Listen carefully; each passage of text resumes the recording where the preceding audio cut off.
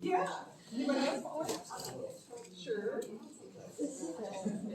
Thank you. There you go. Anybody else? Okay, great. One for the back. Okay, I think we're gonna get started. I'm gonna make sure everybody's leaving. I'm Lynn McFarland, I'm Chair of Voter Services of the League of Women Voters of Henderson County, and I welcome all of you for getting out in these very trying times and focusing on voting. We really appreciate your wanting to be an informed voter.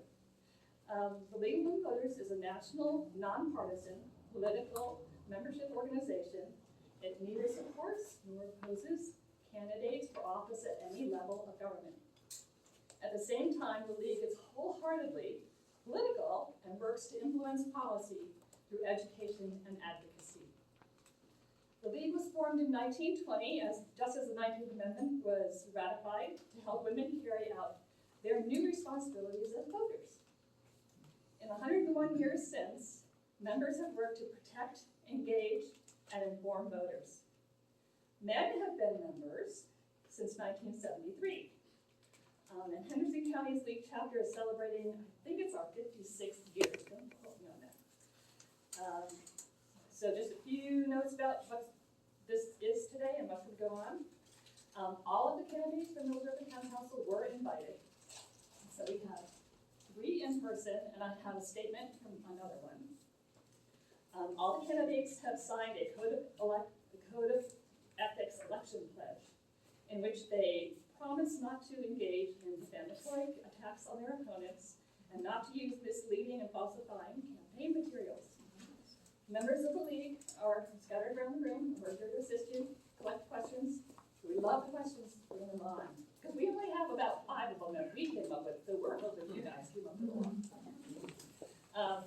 And please stop by the League table in the back there. We have lots of information about voting, and we're happy to answer any questions you have about voting, because it's a crazy year to be voting. Thanks to all the candidates for your contribution to our community and to the residents of Henderson County on helping them become more informed voters. And I want to introduce Karen Kessler, who is our moderator for today, and she'll be taking questions and asking them of our candidates.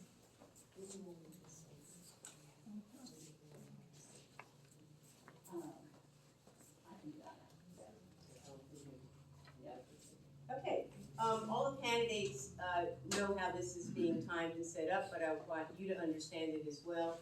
Each candidate will have 2 minutes for an opening statement, and we have a timer in the front, and she is going to hold a sign up for you when you've got 30 seconds, and then she will hold up a second sign that says stop. So we can kind of keep to the time schedule.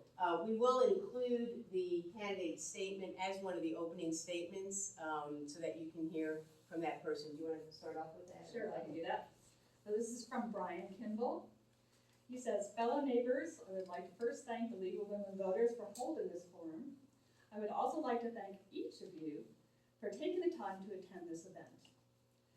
Unfortunately, when the League reached out back in July about hosting the forum, I already had out-of-town plans.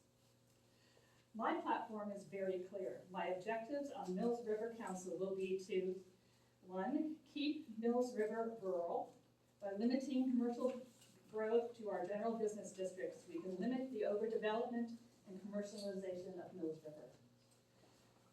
Number 2, improve infrastructure. For years, Council has failed to advocate and improve Mills River infrastructure to accommodate for the growth allowed. As development occurs, it is the town's responsibility to ensure that it does not negatively impact the life of those who currently live in Mills River or place strain on local resources. Number 3 is to increase communication and transparency. In the last 3 years, there have been more closed session meetings than any other council in Mills River's history. When was the last time a council member visited your neighborhood to introduce themselves or inquire about what the town can do for you? I was born and raised in Mills River, and it is where my heart is. I love our community and cherish the individuals cherish the individuals who live in it. I have volunteered on several committees for the town and have the experience to secure our community for future generations. I will work tirelessly to serve every member of the Mills River community. Over the last 2 weeks, we have seen how great our community can be, but we cannot be complacent. We must work to preserve a rural Mills River for future generations. To learn more about my campaign, you can find us on Facebook and our website, www.keepmrrural.com. What is the name of that candidate, please? Brian Kimball. Lynn, you might explain for people who walked in after you started that you were giving somebody Yes, who's not here. this is Brian Kimball. He's a candidate, couldn't be with us here today. This is his statement that he provided. And I can actually put it on the back table there if you want to take a look at it. Okay, so we will start with opening statements from the 3 candidates that are here. And again, Patty will be showing you your timer. We have 2 Jeffs, so I'm going to include last names so we don't get confused about which one is answering, because we're rotating the order in which you will answer the questions. So, Mr. Moore, you have the first opening statement. Okay, thank you. Do I need the microphone, or can you all hear me? Just got a little buzz. Okay. Well, I'm Jeff Moore. Like a lot of us here, I grew up here in Mills River, and this is my home. I've lived here except for about 9 years of active duty Air Force, and when we moved back here. Grew up on the property that I currently live on. That doesn't make me better than anyone who has moved into our community. Our community is the type of community we want to live in, and that's what I'd like to keep. How do we do that? Well, part of it is fostering the sense of community that we have. The Brittons are here. I'd like to thank them for their hard work for the farm market, because I truly believe that the community that we saw come out for this disaster, if it hadn't started there, it was kept alive there. That's where you see your friends and neighbors, and it's just it's a great atmosphere and a place to be. Mills River is not the Mills River I grew up in. It's changed, and it's going to change. What we need to do is manage that change in a way that keeps Mills River special. Keep Mills River, Mills River. As the planning board chair and on the board of adjustments, I'm very limited in the things that I can consider when making a decision. At the council level, we'll be able to listen to you as the residents and get your input. In the planning board, I love to have input from the residents, absolutely, because you can see things that I don't see, that we as a board may not see. In the council situation, we can listen and make our decisions the best we can for people's what you would like to see. It'd be an honor to serve at council, and it has certainly been an honor to serve on the planning board and the board of adjustments. So I'll be glad to answer any questions when the time comes for that. Thank you. So, Mr. Young, your opening statement, 2 minutes, please. All right, good afternoon, everyone. My name is Jeff Young. I currently serve on your town council and also as mayor pro tem. I was appointed to that position about 2.5 years ago when it was vacated by Roger Snyder, I think, who most of us know. But it's been my honor and privilege to serve on there. A lot of exciting things have happened since I participated or served on the council, from expansion of the park to the adoption and creation of a new farmland preservation program, securing $500,000 of park funds to develop this, or to purchase, it's reimbursement to purchase the park, and we're pursuing the expansion of that park and planning, which also looks exciting. I didn't grow up in Mills River. I was a little closer to Hendersonville, but I got here as fast as I could, as they say. And I retired from NCDA after 29 years back in 21, and I've come home to farm full-time here in Mills River, and so that's my current occupation. But during that time, I've served as a volunteer for the town in many capacities since its incorporation in 2003, from the planning board, where I was a member, vice chair and chairman, the Park and Recreation Committee, the Finance Committee when we had one of those, and I also represented the town on the Cane Creek Sewer Advisory Committee. So I've tried to stay active. I tried to contribute in the best way I can. When the opportunity to serve on the council in that vacated seat came up, I applied because I had retired and I could find devote the time necessary to do that. So I'm asking you folks and everybody else in Mills River for the opportunity to continue to serve. Thank you. Mr. Foster, 2 minutes.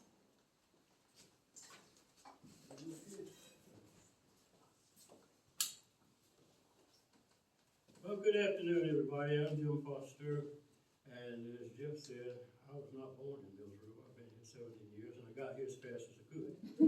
Traveled all over the world, and this is paradise to me. We want to keep it that way.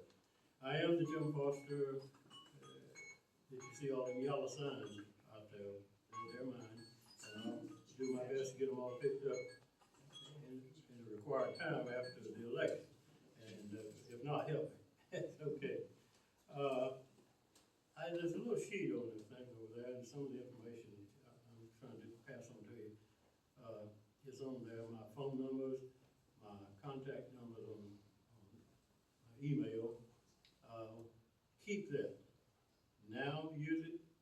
When I'm elected, I will be available to you at all times immediately. How did I told you I tried to decide and semi-retire in Mills River. I served in the U.S. Army with postings at Fort Benning, Georgia, Fort Stewart, Georgia, Fort Jackson, South Carolina, National War College in Washington, D.C., Germany, Fort Benning again, and finally, as I said, finally Fort Benning. And after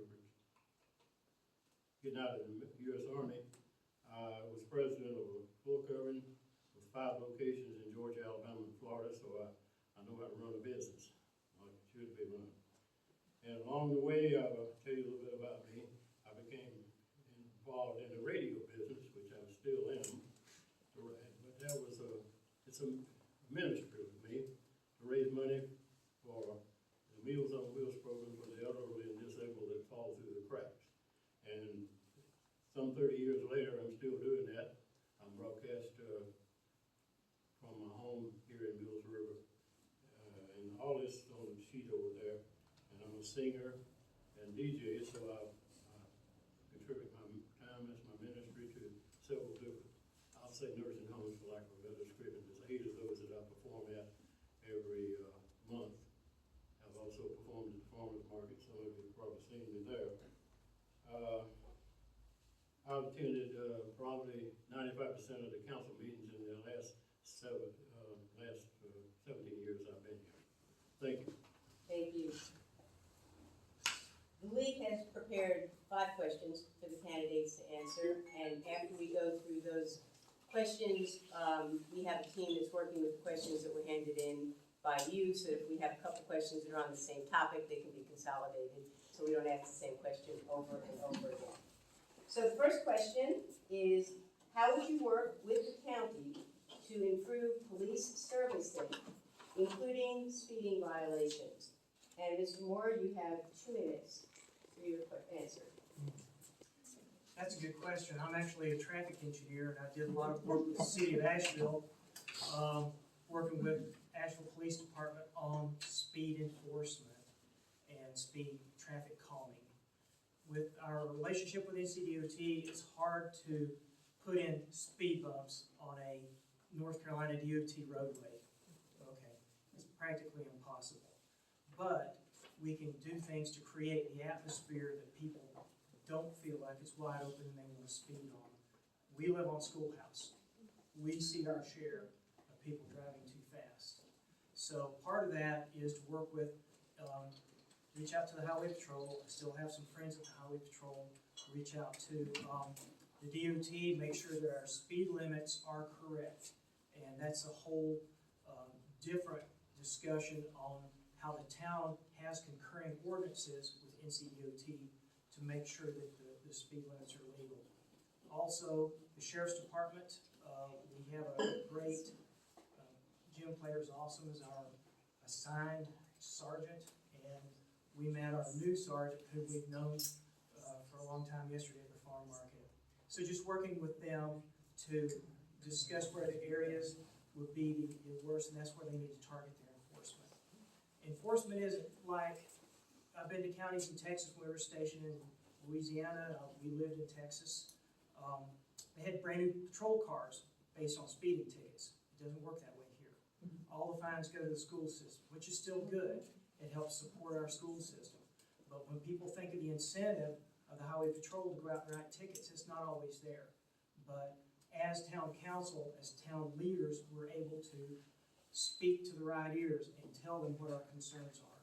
And from what I've seen and when I was at DOT in that position, we certainly work with towns. So, again, as a traffic engineer, I can help find, and I'll do that whether you elect me or not, because this is my home.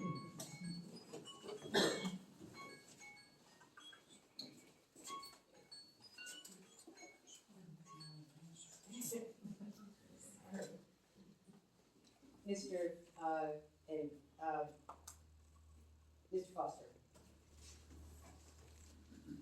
I can't really add, I agree with what Martin here said. But I think we have one of the finest sheriff's departments that I've ever had relations with. It's just, that is great. I do think we could have a better relationship or communication with the highway patrol, since they're the ones that enforce the traffic anyway. All these roads are state roads, basically, I don't think, I've never seen them in the sheriff's department writing a speeding ticket. But, and I do have some ideas on flooding, since we went through the flooding.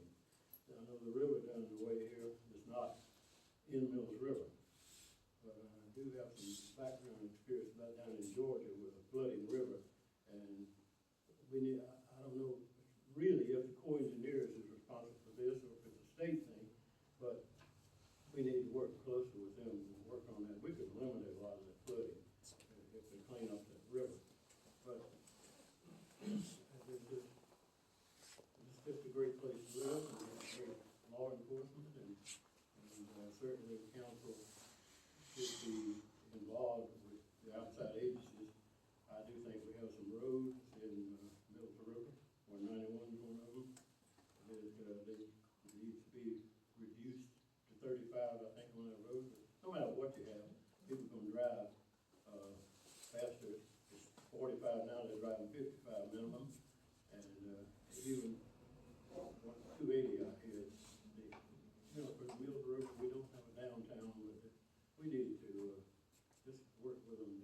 There's a lot of those problems that, I can't say today exactly what it is, but certainly I would be discussing it with them. Thank you. All right, Mr. Young, I apologize, I should have called on you first, but I got Jeff mixed up, so I'll get back on track. It won't be the first time, I'm certain of that. I think an important part of this question is just that everybody understands how law enforcement works within the town of Mills River. We, as a town, have contracted with the sheriff of Henderson County for law enforcement services. The sheriff still patrols within our town boundaries as if we were unincorporated, just as he does in Etowah and all the other surrounding communities. However, as a town, we contracted because it's one of the services we provide, and we have a dedicated sheriff's deputy. In this case, it's Sergeant Blair. But it gives us access to all the resources that the sheriff has, and he makes those available to us upon request, whether it's detective services, whether it's safety in terms of speeding or anything like that. And we have, even as of this year, we've had complaints about speeding on North River Road or on Highway 280. And you may have seen, they sit over there by the restaurant at Valley Ag, or they sit up there just below Ingalls, facing towards Brevard. So they've been very responsive, and if we're not getting the protection or the enforcement we need, that's on us, because you need to pound on the council saying that these are problem areas, because the sheriff's department has always been responsive. But while we have a unique situation, we don't have our own police department.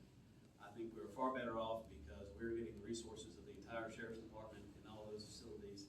And the current sheriff and the previous sheriffs have always been very cooperative and very concerned, and they treat Mills River no different than they do the rest of Henderson County in terms of being responsive. It's just we pay for enhanced services, and that includes safety on the streets with speeding. So I don't intend to make any changes to the law enforcement agreement and how we do law enforcement within town as I continue to serve on Mills River should I get elected.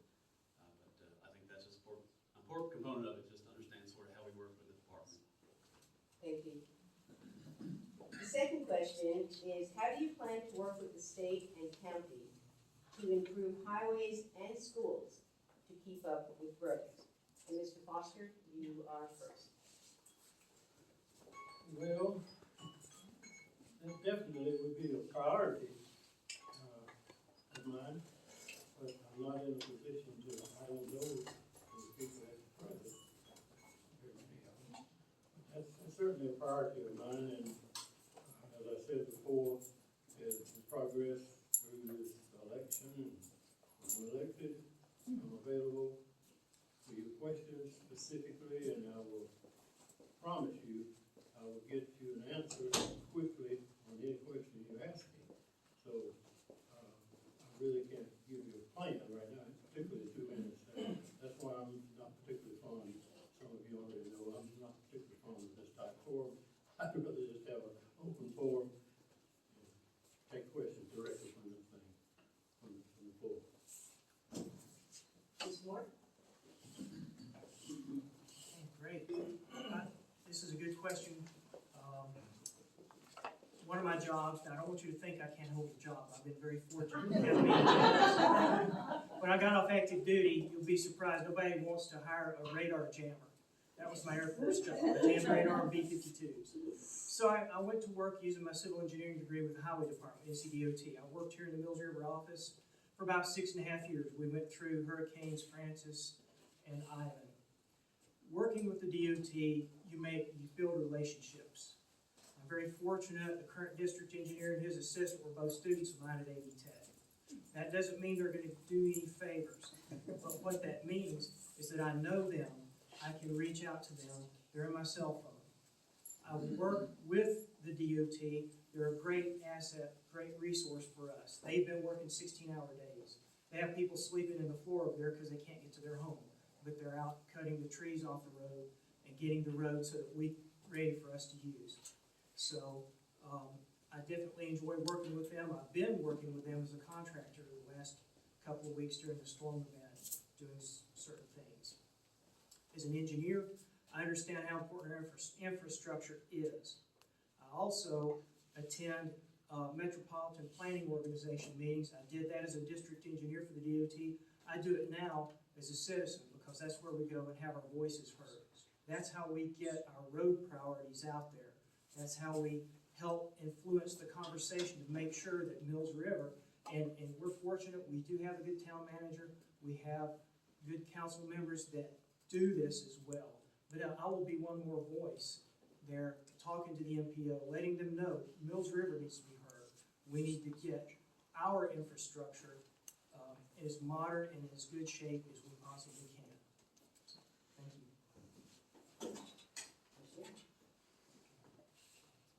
Well, there's some similarities between the relationship between the sheriff's department and town and also with the county. As it pertains to schools, that's sort of tougher nut to crack in the sense that we do have a memorandum of understanding which the schools use, like the park ball fields, and that allows us to use school facilities. And so there's a partnership in that sense, but as in advocating for bigger schools or different facilities or anything like that, we can speak as a unified voice because we are an incorporated town, and we do have a structure with town staff and town leaders, and so it makes it easier to speak as in one voice.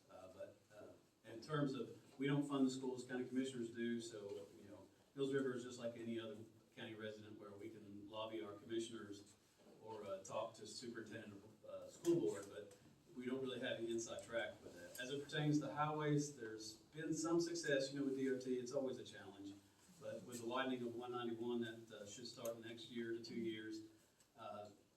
There's planned to center median through a large portion of it, and there's certain areas that DOT designates where you can actually change directions and make the U-turn. And there was some concern, especially as it pertained to agriculture, where farmers would have to go to a field that they go to every day. And when they turn in, when they go to turn out, they actually have to turn the opposite direction and go further down, then make U-turn and come all the way back. And we're talking with farm vehicles and tandem axle vehicles, it's tough on it. But those concerns were raised to DOT early in the process when the original plans came out, and there was a response and a change made to some of those in deference to what the town was asking for. So while we don't hold anything over top of DOT to get our way, the again, as a town, as opposed to just being a community, we have a more unified voice and can have some leverage with them, and has proven to have some, or yielded some fruit in that manner. Thank you. Our third question is, how would you work to get a post office in Mills River? And Mr. Moore, you are first. Okay. I would love to have a post office in Mills River. That's something at one time we had. It was more of a business, I believe, that served as a post office. But I would love to have my mail to be marked Mills River, North Carolina. And it is, I know it is, but it would come to the Mills River Post Office. That's something that, frankly, I'm gonna have to learn. I'm gonna have to get educated on. But it is something I think that we should fight for. I'm sure that there's efforts already been undertaken to do that. We just have to work with the United States Postal Service, make our voices heard. We've got 7,000 residents. That ought to speak for something. So I definitely will be in favor of working towards that. Thank you. Mr. Young. I alluded to earlier in my introduction that I have some institutional knowledge of the town since its incorporation. Post office is a big part of that. You know, that was actually a big push even before incorporation was a thing in Mills River. We had our best opportunity when, if you remember, Heath Schuler served in Congress, the football player from the University of Tennessee and the Redskins and so on. And he really took it. It's an act of Congress, literally, to really cut to the chase. But we had real good traction and a real good advocate in Congressman Schuler, but what he got us was a zip code. But that means a lot. As Mr. Moore was saying, we did have a business that's had a contract with Postal Service that provides P.O. boxes, and I have one just for the sole purpose of having a Mills River address. It was still 28742. We didn't have our own zip code at that time, and that really confused delivery services. But I would temper enthusiasm about getting a brick and mortar post office, because the federal government just isn't building post offices anymore. They're trying to save the Postal Service. But I think just the fact that we do have a zip code that is ours and ours alone is a big advancement, and I think that's probably realistically as much as we're going to see in the way of any more attention from the Postal Service. Thank you. Mr. Foster. I really can't add anything to what Jeff said, because I'm well aware of the situation in previous years trying to get a post office, and I've been told, forget it. But I'm not going to forget it. As a matter of fact, when I first discovered Mills River accidentally about 21 years ago, I had some reservations about telling folks I lived in Horseshoe. That's what, so I was really, during the time we were planning to move here, I was really delighted when he got our own zip code. Now you can tell I'm living in the river, sure. But as I said, I'm perfectly willing to go out of my way, making it if necessary. But I think what Jeff said, the government is on, they got a post office every 3 miles over 25. But as far as us getting one, I'm all for it. I would be happy to work. If there's anything you can suggest or anyone else to make it happen. Thank you. Question number 4. What is the best way to spend the $500,000 state grant for parks? And Mr. Young, you are first. Well, the town, and I'll credit our Parks Director, Nicole Sweat, for going after this Park and Recreation Trust Fund grant, PART is the acronym. Because before we even closed the property next to the town hall in the current park, we were already contemplating about a way to get reimbursed. And Ms. Sweat made it happen in terms of getting a real competitive grant there, and actually it was the highest rank of all the statewide grant applications in that last round. So the $500,000 the town receives is actually reimbursement for the $7 million the town spent to purchase the property. So that is being, excuse me, get my thoughts together here. Along along the way, after we closed on the property, we've started with a conceptual master plan, and many of y'all have seen that, it's on the website. And there's already been expenditures to that matter, as well as taking possession of those buildings, getting where they can be secured, and changing them to town use to get some functionality out of them.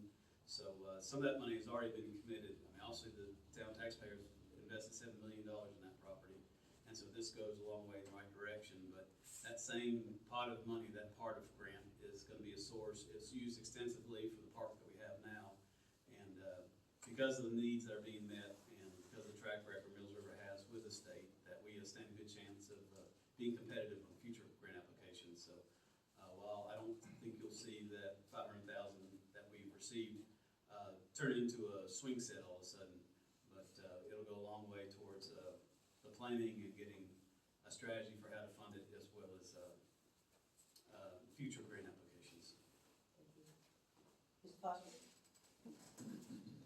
I'm also well aware of the $500,000 you spoke of. One of the first things I'd like to see, and I know with the long-range plan for the park, and like you mentioned, you've probably seen it.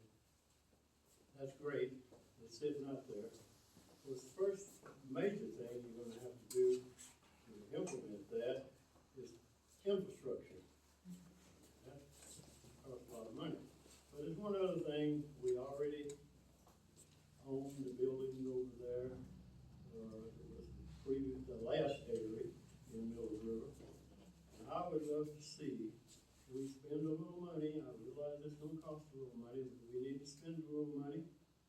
Bring those up to a certain standard that we can start using the farmer's market. Because to me, the farmer's market, that the farmer's market gonna move over there, and those buildings can be also used for many other uses. In the meantime, it's gonna be many, many years before that concept park plan that you're all aware of.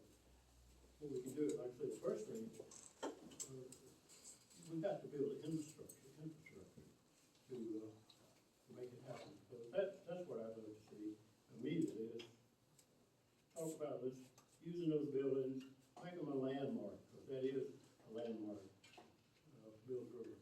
The dairy industry, that was the last dairy in Mills River. So that's what I'd like to do. Thank you. Thank you. I'll echo Mr. Young, that grant is a result of the hard work of Ms. Sweat, and I'll take a moment. We've got the best town staff. They're awesome, and all my dealings with town staff have been very, very positive. The Parks and Recreation Board, my wife, my bride is here, and I'm very proud of the work she's done on that board and getting to be a part of it. And Miss Tammy's here, and you know, their hard work has really paid off. There is a master plan. The $500,000 spoken for. I think we followed the master plan as something that, you know, without planning, we end up having to go back and undo things. I do believe that there are some targets of opportunity that may arise, some low-hanging fruit that we can pick. I'm very proud that we're going to have an accessible playground. That means all kids can play on it. I teach my class at AB Tech, an engineering program, that accessible is ethical. When we build something, everybody needs to be able to use it. The buildings that are out there now, unfortunately, years and years of biologically applied caustic agents have done some damage.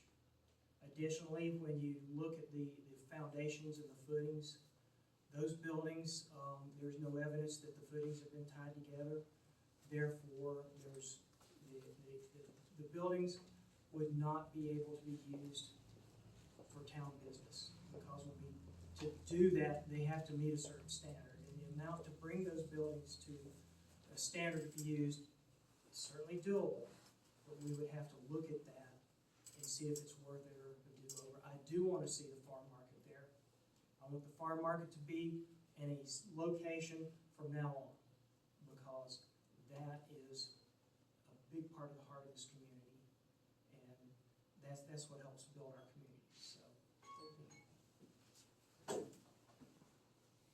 The fifth question from the lead is, what outcome would you like to see from the development of the Unified Development Ordinance?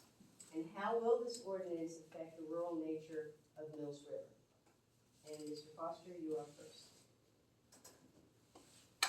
Well, you know, that, we've been talking about, that for many, many years, and it's finally, you know, the contract has been issued. We had a meeting, as a matter of fact, last week, first meeting with the, organizations that's, gonna be performing this. The first thing I observed when I came to Mills River and looked at everything, that, basically, we don't have a zoning ordinance, because we have, everything is multi-use with,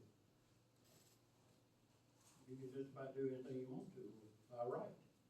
And so all these years, I thought, this is what, and I think, I'm not real familiar with what's gonna happen, because they're the ones that's deciding, and it will be presented back to the planning board and council and the people in different meetings over the next 18 months to 2 years. I just think it's gonna be, in the end, whatever comes from all the meetings, that it's gonna be great for Mills River, because we certainly need it. I understand that mostly when Mills River was incorporated, and it was a very good thing that they did incorporate, I think it's time to prevent expansion from some other areas. So, this is needed, that we need to have our own unique rules for Mills River. That's what this will provide, I think, in the end, from what I know at this point. And I know very little at this point, to tell you the truth, just like the rest of us. We just had our first meeting, Thursday, on that bit. So, we're all in the dark right now, but you're gonna see a lot of things start happening in the next few months, and we'll be able to pass it along, and they'll be receiving input from a lot of different people. Mr. Young? Unified Development Ordinance, UDO, you're gonna hear it ad nauseum for the next couple of years. But it's sort of a necessary measure that we need to take. Our town is 21, it's a young adult now. And along the way, we've sort of been building on other ordinances. And along the way, we get some distance between some early ordinances and some current ones, and actually there'll be some language that's in conflict. The UDO is sort of a necessary measure to sort of revisit everything, and this is using professional staff. Consultants come in, look at everything we have, and basically repackage it. I kind of visualize it like if you got a drawer in your kitchen and you got all kinds of recipes thrown there. You cut them out of magazines, you give them for your friends, for your family. Maybe you got a couple old books that were cookbooks from school sales or something like that. And this is, you might have 3 recipes for the same chicken dish. And your ordinances can kind of get the same way. So this is basically going to organize that drawer and get everything so that you don't have duplicates, you don't have conflicts, and it's where everybody can find it easily. And it's also a process by which you can take a lot of the community input. We just finished the comprehensive plan that was adopted just a few years ago, the 2040 plan, and that was through a lot of public input, and it drives a lot what we do as a town and as a council. And that also mindset is kind of brought into the UDO, so that when we refer to it, we won't overlook something as easily as we might right now, because we have, I don't want to make it sound worse than it is, but it's sort of a cobbled up ordinances. We've got them all organized, but like I said, some of them are 20 years old, and somebody hasn't looked at them a long time, especially as they relate to something new. So it's a necessary practice, and it's a process. It is an 18-month process, but it's going to help us tailor current ordinances and future ordinances to meet the demands and what the town's asking for in the way of growth and management. Thank you. Thank you, Ms. Moore. Okay, thank you. As an engineer, traffic engineer, frankly, I work with developers. That's who hires me. I'm an independent consultant. I don't advocate for a project or against a project in my job, but I do research each municipality's UDO or their ordinances for development and make sure that whatever report I give fits that. When I first started on the planning board, we didn't have a TIA ordinance. What is a TIA ordinance? It's an ordinance for traffic impact analyses. We've got a Lowe's distribution center on Banner Farm Road. With the TIA ordinance, we could have asked them to install a signal down here. Now we're waiting. So thanks to the guidance of council, we were encouraged to look into this. And with council's leadership, we were able to pass an ordinance that requires a traffic impact analysis for any development based on the traffic it produces. Before that, it was major development, which was 10 single-family homes or more. So now, it also works for warehouses or pretty much any development. We have to have a traffic impact analysis, which then gives us the ability to require certain improvements. The UDO is a place that contains that. Also, with council's guidance, we were able to pass I won't call it a dark skies ordinance, but it's a darker skies ordinance. So that when someone comes in and builds a facility with street lights around and this and that, they're not lighting up the sky. Of course, we have an exemption for agriculture. With agriculture, you gotta do what you gotta do, because that's what feeds us. But there's no reason that a warehouse needs to light up the sky. They need to keep their light on their property. It doesn't affect residential unless it's a development that's being built by a developer, and then it helps determine. So with the planning board's hard work and council's guidance, we were able to get a couple of those things in. The UDO will just make it easier to organize and make it a one-stop shop. We have a number of questions from people in the audience, and we'll get to as many as we can, but if we don't get to your question, I encourage you to please stay afterwards and speak to the candidates and ask your questions, because I know they're important to you. We have several questions on farmland and the rural nature of Mills River. Can you share your specific plans for farmland preservation? And as part of that, if you could discuss any caps on property taxes for farmland. And we're going to start with Mr. Moore.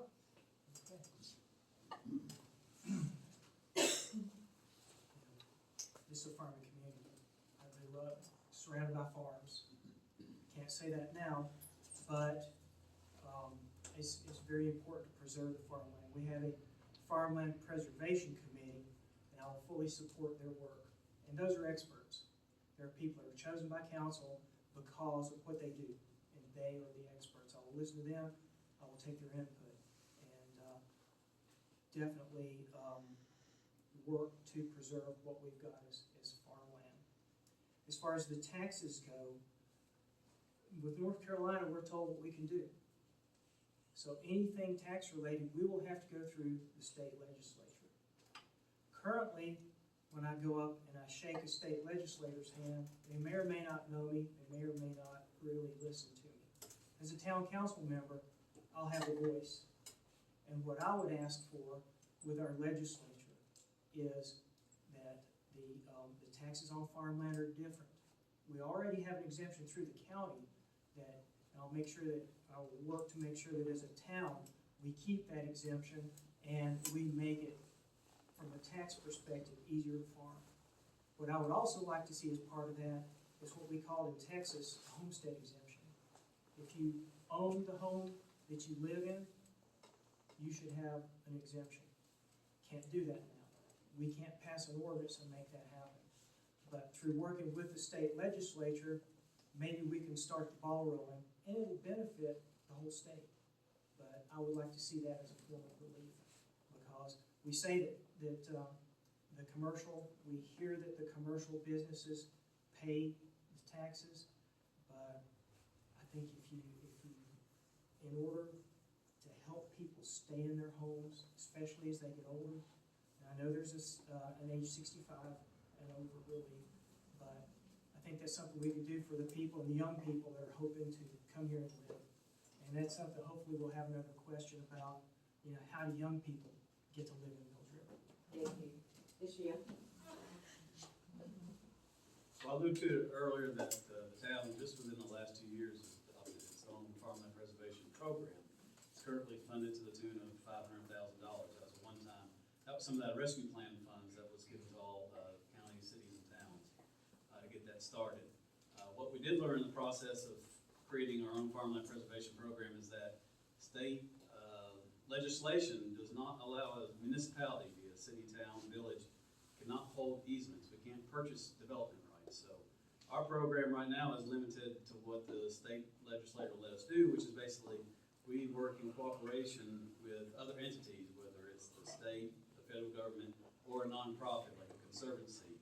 And when they're able to identify a landowner willing to sell the development rights, that if it's in the town boundaries of Mills River, then we can use our money to help leverage other funds from the federal government, state government to buy those development rights. So it's kind of a tough situation. As a council, what we've done is we've identified different sources for recurring funds. We haven't pulled the trigger on it yet because if we could have a program where we could actually purchase development rights as a town and hold them, then it would be, we'd have more autonomy over how it works. Right now, we're sort of relying on other sources to help identify and start the process. So, but what this council has done is myself and Randy Austin, who also served on our council until he had to move out of the district or out of the town limits, we met with Representative Baucom with state of North Carolina House of Representatives and asked her to advocate for a change. So we just take about 3 words in the current legislation that authorizes the city, our counties, and the state to hold those easements to include municipalities. So that's another tack we're trying to take. But and as for the taxes, the present use value that's allowed by the county, that also applies with the Mills River, so that not only does it lower the appraised value, but when they collect Mills River taxes, they're collecting the same reduced amount, so they're not paying as much Mills River tax as they would if it wasn't in present use. Thank you. Ms. Buck? I can't really add a lot to what these 2 gentlemen has already said, because so much of this here, like they said, is controlled by the state. So that's another avenue for us to work with the state. I was really, when I first came to Mills River, surprised we didn't have a homestead exemption. I came from Georgia, and there's a big deal there. If you stay in your home, they even have, they have a deal where whatever you pay for that home, it never gets increased. And it's part of the homestead exemption thing. So I'm all for, I was on the land preservation committee that came up with the program that we're implementing at the present. We haven't had, I don't think, the first application yet, but there is $500,000 sitting out there that we could assist somebody that wants to place more farmland into that and ensure that Mills River is farm to me. It's a farm town, and we need to pursue that as much as we can, but at the present, we are limited as to what the town of Mills River can do. I understand in the meetings with the Land Preservation Committee that, yes, we could, the initial cost if somebody wants to participate, it can be $20,000 to $25,000, and my understanding at the present is, yes, we could assist that landowner with that. And there's other funds out there that different organizations that we talked with during that, coming up with this land preservation program, that there is funds out there, so we will pursue trying to use what we have and expand it if possible. Thank you. I think this is a related topic to the one you just all spoke to. We've got several questions here about housing in Mills River. And the questions range from developments that are going on right now that will result in high density housing, to whether or not you would support apartment buildings in Mills River, how you would define low density, and then there's a third question on whether there should be some rezoning in terms of single home lot size. So I know it's a lot of questions, but I guess it's more like, what is your vision of how to manage the housing development, since we all know lots of people want to move to Mills River? Mr. Young, you are first. Well, there's been some recent changes with your town and its ordinances. There was a 149 unit development on Jeffers Road townhomes, which is currently under construction. And when I came on council, when I was appointed to that position, I was part of that vote that had to, and literally had to approve it, otherwise because basically if they check the boxes off of what was required to get that 4 units per acre, which in Bills River, that is our high density. You can't put more than 4 units on an acre. But the townhomes, that's what they have planned and that's what they're undertaking. And as a result of that, we now have conditional zoning. And we're in the process of trying to use it, and we've had an application with that already. But that's allowing us to negotiate and tailor development based on the sites and concerns that we have as town leaders and what we're hearing from residents and neighbors and folks impacted by it. So as for, other than single-family homes, I'm supportive of it, but it has to be an exact right fit. And we now have more tools available to us as a town to tailor those sites. So for that matter, and then I also, I am in support of the addressing mixed use and our new rural residential zone, which we're trying to implement. Said publicly a lot of times, we're looking for some compromise on the area that's slated to be proposed or to be rezoned. But those are things that I think we're heading the right direction. The fact that we are, we have a lot of interest and there's a lot of discussion going on, it means that we're heading in the right direction because there is a desire for rural residential and as well as trying to meet the needs of some more affordable housing and workforce housing. Thank you. Ms. Foster? Well, like Jeff said, refers back to something I said earlier. By right, he was on council, of course, he could only approve that project that's on Jeffers Road. By right. But this conditional thing we have on the table at the present, for another 290 high-density, high-priced apartments up next to Amazon, is not Mills River. I'm not for it and will never be for it. And that's just, it will just create, to me, that if that's approved, goes through, that's the end of Mills River as we know it. It's going to bring in additional 600 people, probably 600 cars, no telling what else. And it's just, I'm just not for it. We need to somehow, I don't have the answer. We've been talking about it for years. We need what we call workforce housing. We need our people that work here and kids that's growing up here. If they get a job, maybe they still can't afford to live here. So there's got to be a solution. And I really don't know what it is today, but I certainly will be working one of my top priorities for that. Thank you. Okay, thank you. Yeah, that's one of the things I think about a lot. I have 2 children when I was here. Where are they gonna live? Will they wanna live here in Mills River? I think they may be listening to my heartbeat, so when it stops, they'll know they have a place to live in Mills River. But seriously, I grew up on the land. My dad started buying in 1935. That's how I'm able to afford to live in Mills River. I can't afford a $1.4 million house on 3/4 of an acre, or 3/10 of an acre. And I don't expect our young people to be able to do that. To say that I'll never vote for a project, I don't really want to talk about a project that's come before the planning board in a political forum. As the chair, especially of the planning board, I have to be open-minded. I have to look at it from a technical perspective. As a town council member, I can listen to the people. There's a difference, and it's hard to keep those separated. Right now, as Mr. Young said, it's 4 units per acre. That's our high density. We talked about this a lot, Mr. Ross especially. We discussed, how do we keep Mills River, Mills River? What do you think of rural? I think of my mom sending me out to borrow a cup of sugar. At the time I get it home, there's half a cup, because I had to go so far that I spilled half of it. So she knew she needed a half a cup. But my mom was a smart lady. Are we gonna still have that?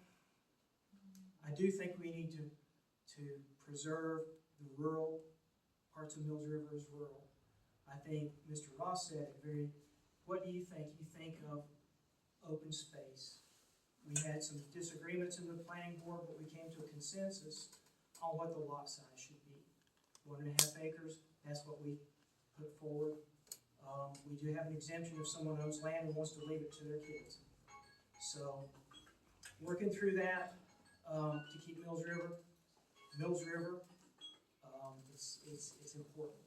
Where 4 units per acres fits is not places like North and South Mills River Road and Pennsylvania Road.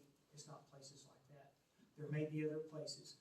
And when it comes before me on council, it'll be a case by case, and it will be with the input of the public, because that becomes a political decision versus a technical decision. Thank you. I suspect that these questions that came in may not have had the urgency that they would have had they been asked now versus 2 weeks ago. These questions are about disaster relief.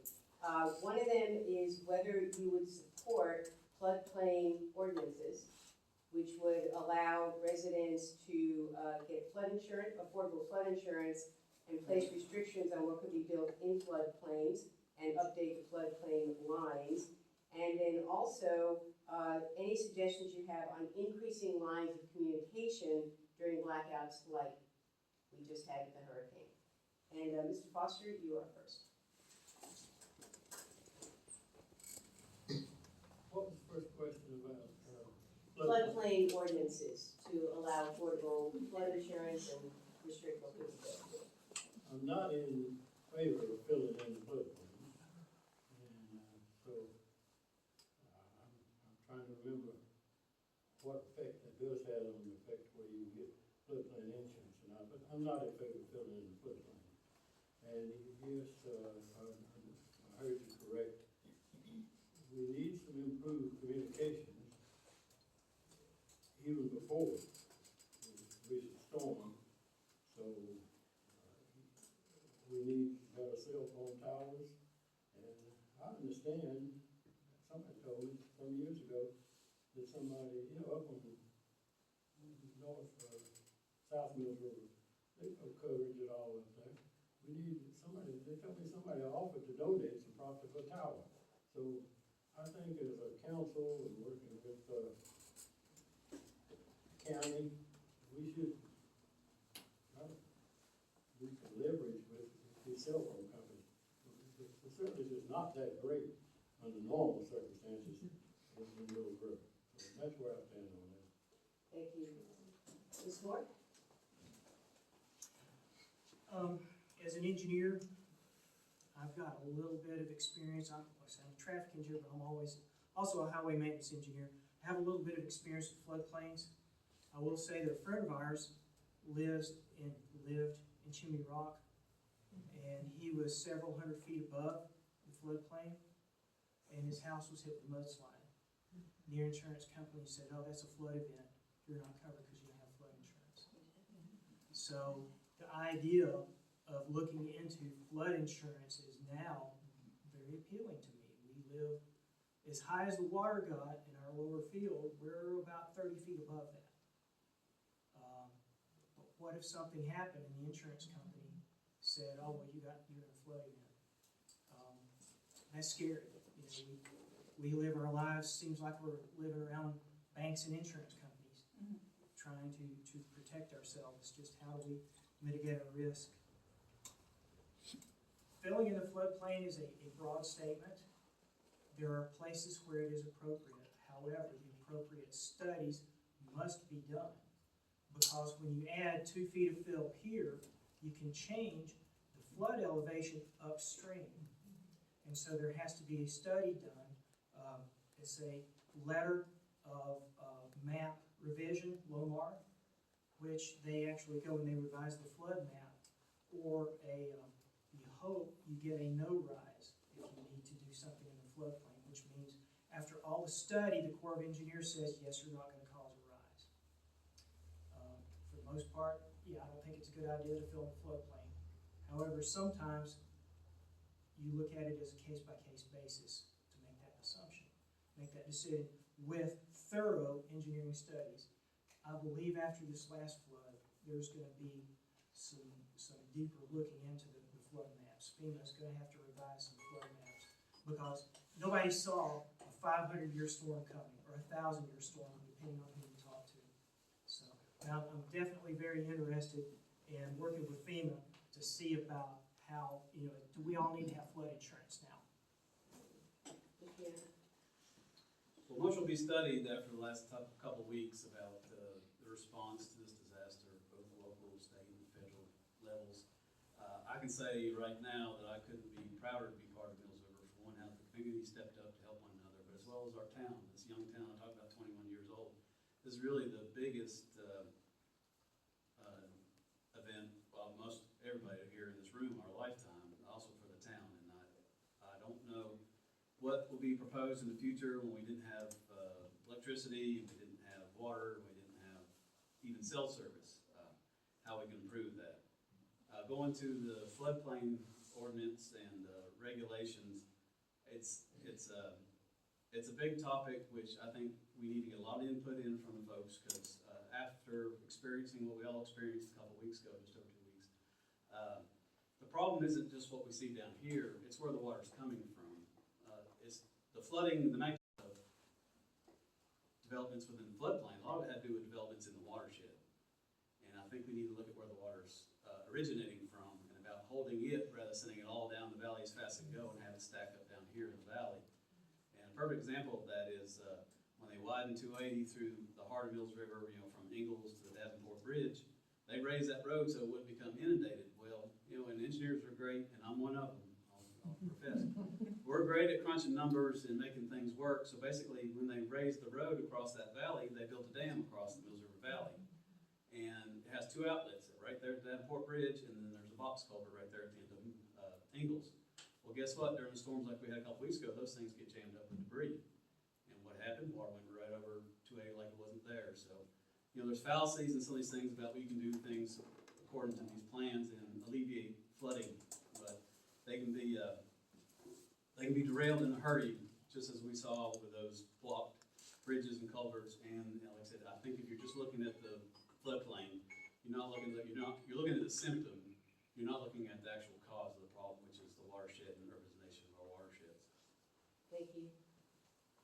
The next question deals with council operations and decision-making. As you know, municipal elections are nonpartisan, but how will you keep partisan politics out of your considerations on council so that you can serve the entire community?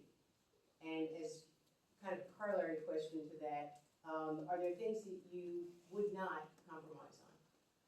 And Ms. Moore, you're first.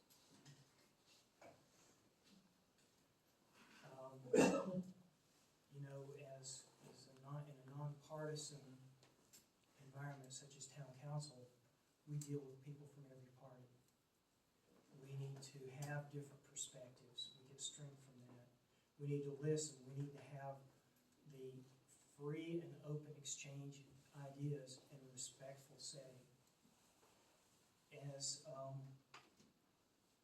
town council member, even as planning board, even as a voter and a citizen, I'm Mills River first. I'll look at things, I do look at things and say, how does this benefit Mills River? Does this make Mills River better, or does this hurt Mills River? I think that needs to be the #1 goal. There are things that benefit Mills River that also will benefit Fletcher. That's fine. Lucky you, Fletcher, when that happens. But when it comes up, it needs to benefit Mills River. I do believe that in order to keep an open and free exchange of ideas, we need to keep partisan politics out. There are issues that will affect us here at Mills River that may be national issues, but we discuss it based on how does it affect Mills River. There are people in both parties that we need to work with on a daily basis. We need to do that respectfully, and we need to hear. When I was at the city of Asheville, I set up a road safety review team, and I had people from different perspectives. I had police, fire, I had public works engineering, of course transportation, and I also brought in a community representative who wasn't an engineer. And you know what, that different perspective a lot of times pointed out things that that we didn't see because I look at things as an engineer. So keeping things nonpartisan, allowing for that free and open exchange of ideas in a respectful setting, I think is very important to, for governing the town. Thank you. Thank you. Don't give my wife those, please. Because I'm afraid she'll use them at home.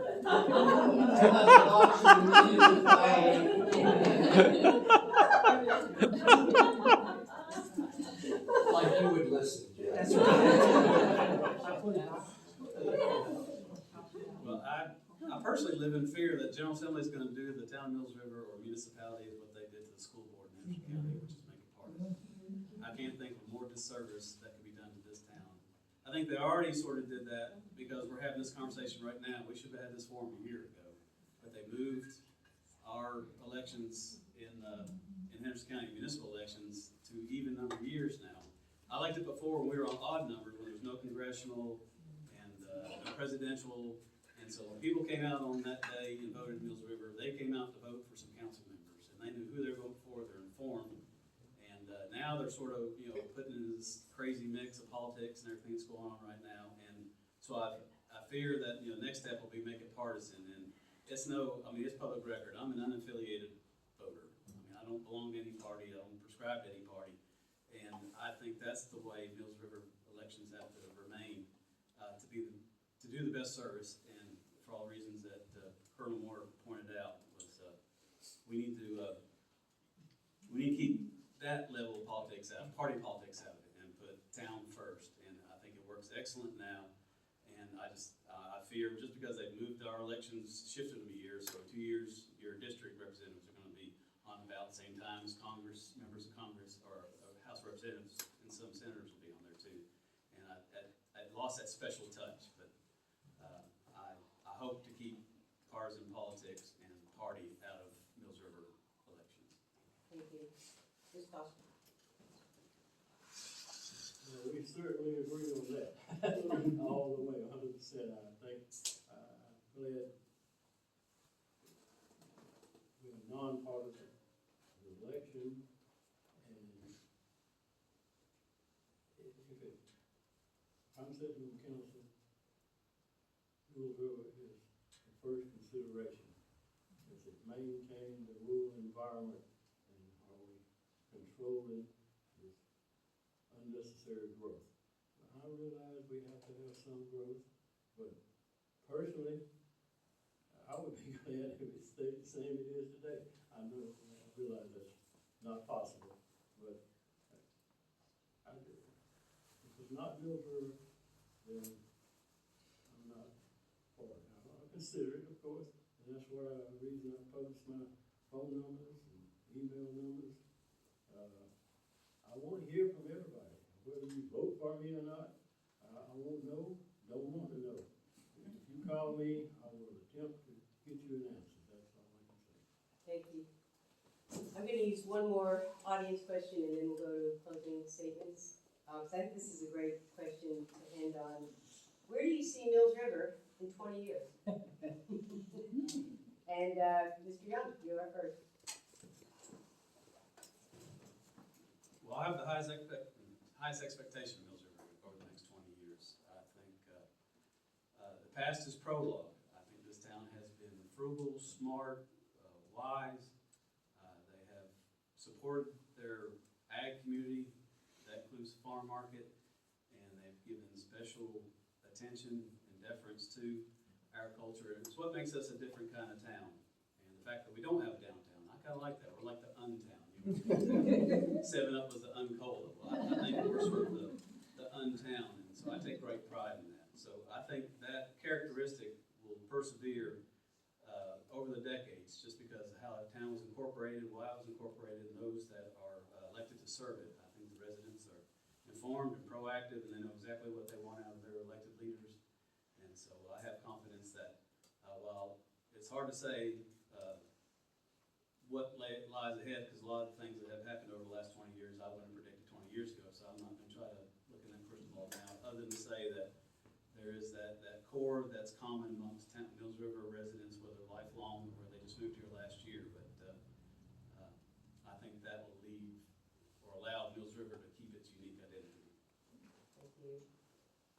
Ms. Foster?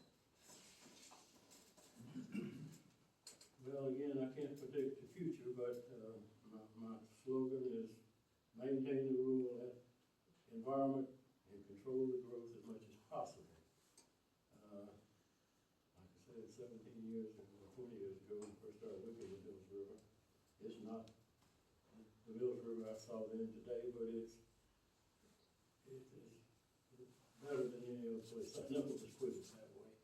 And, I'd like to say, having been on the planning board, we passed a lot of things, disagreed on a lot of things, and, some of them got overturned, by council, and some of them should have been overturned probably, because we didn't have the proper information at the time, but that was no particular fault, it's just something that happened. But I will say, if I'm elected, I'm just one vote. But I want to hear from you, I can't do it by myself, and I want to hear from you, and then I'll vote, and I'm gonna vote first for Mills River. Thank you. Thank you. Mr. Moore? 1989, I left Columbus Air Force Base in Mississippi, which is a lot like home.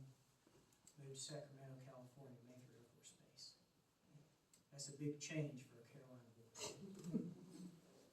My quiet times in the truck, listening to Charlie Daniels singing the song Carolina. Carolina, I knew you before the highways got to you. And I love you as one of your own.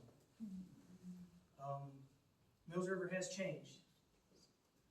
20 years ago, it sure didn't look like it does today.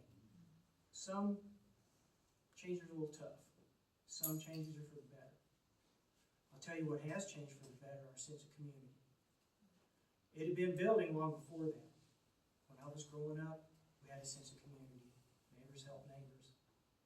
It gets hard when we respect each other's privacy, and frankly, I'm as bad as a lot of people. I don't know every one of my neighbors, but I've met a lot since the storms came. What do I see in 20 years? It's hard to say. I think we'll have a nice park, because I think as a council, we are committed. Why? The park builds the sense of community.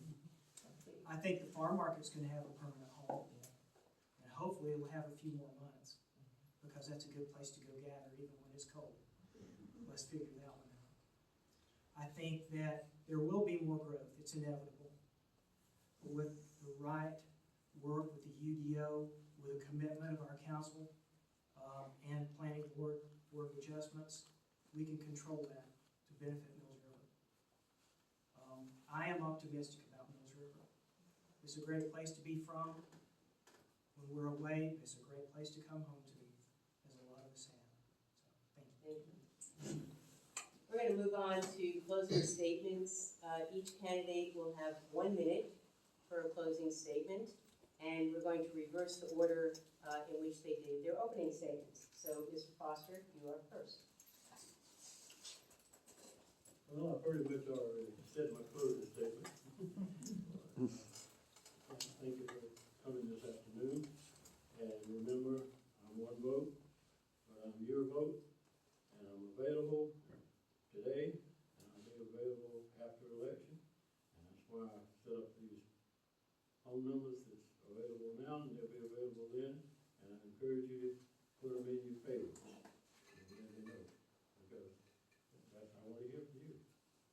I can't do it by myself, and it'll be my job to try to convey your thoughts to the other members in case that they didn't already get a call from you. Thank you. First of all, I just want to thank the league for hosting this forum. I also want to give thanks to the other candidates for their time and participation. Most of all, I want to thank you all for coming out and listening and for the questions. That's been the most important. It's been my privilege to serve, as I said at the outset, that I was appointed to the seat that I currently hold on the council. It's been my great honor and been quite an adventure and quite satisfying to be part of the council. A lot of exciting things going on. So I can tell you, from what I know of everybody, that there is no bad decision on November 5th. You can't vote somebody bad in this office. I'll argue that there's a better choice, but there's We stay in a good shape in that sense. So again, thank you for your time, and I would ask that you please give me an opportunity to continue to serve and help build on what we've already started on council. Thank you, and I'll echo Mr. Jones. You know, I have a great deal of respect for these two gentlemen. I love Mills River, they'll always be Mills River. Of course, as I go back through this tonight while I'm trying to sleep, I'll be thinking of things I should have said, so please ask me. I will mention cell phones, because I want to get that out there. If you drive downtown Asheville, sometimes the top of the signal poles look funny, because they got this like cylindrical extension. That's a cell phone tower. And maybe that's where we can go working with the carriers to get more towers that don't look like towers. Okay, I've said that. So now, maybe I need to sleep 5 minutes sooner. But I agree with Mr. Young. I don't think there's a bad choice. I think that we each bring different strengths. I think that me personally, if council will have me, I'll continue to serve Mills River on either board or just as someone that comes to the meetings. And I think you all serve Mills River when you come to meetings and make your voices heard. And sometimes it's a little more lively than others, but that's okay. When we can have a free and open exchange of ideas in a respectful setting, we all benefit. So thank you for today. Thank you for having us, and please ask us questions afterwards. All right, and Lynn has some closing comments from you. Thank you all for coming out today. I know I'm busy with other various things. I did want to tell you that next Sunday from 2 to 4, we have a forum for the Board of Education candidates at the Unitarian Universalist Church Fellowship in Hendersonville. So please come out, tell your friends,